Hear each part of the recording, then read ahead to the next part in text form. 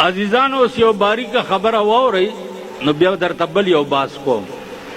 تپوس دا دی چې الله سره دا ملاقات چې د معراج په شپه و دا مع الکیف و که بلا کیف پس پرده ملاقاتو او که داسې مخامخ و.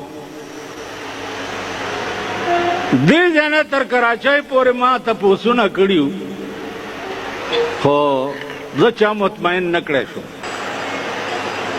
د مولانا علامه شمس الحق افغاني صاحب په 400 کې د هغه تپوس مې د دیوبند د محتمم قاری طیب صاحب نه کړی و چې د دې شمس الحق صاحب څومره علم دی.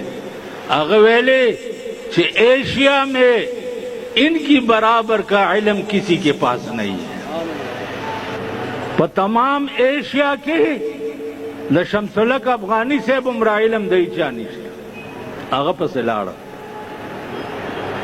ناجوړ او کور پروت و. زوی ورته ویلې چې دی راغلی دی ویل را دننه یې که چې دننه یې بوتلمه دا تپوس مې ترې وکړو.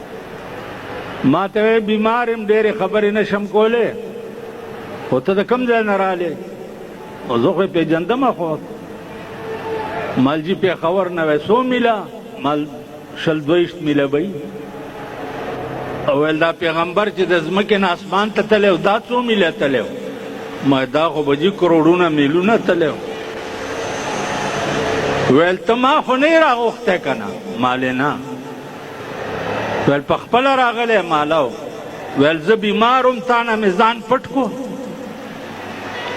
مالې نه. ویل زه انسان یم بیمار وم تا نه مې ځان پټ نه کړو. الله د هر څه نه مبرا دی د بیمارۍ نه او د خوراک نه او د څښاک نه او د هر څه نه مبرا دی او غوښتی اسمان ته و. کنی د موسی علیه السلام غوندې د سره به هم په کوی تور خبرې کولې که نه. غوښتی اسمان ته و نو ویل په کروڑونو میلیونو باندې هم غوښتو او الله دومره بې وفا دی چې بیا یې ځان هم پټولو. ویل بچیا داسې لیدلی دی لکه ته چې ما ګورې او زه تا ګورم.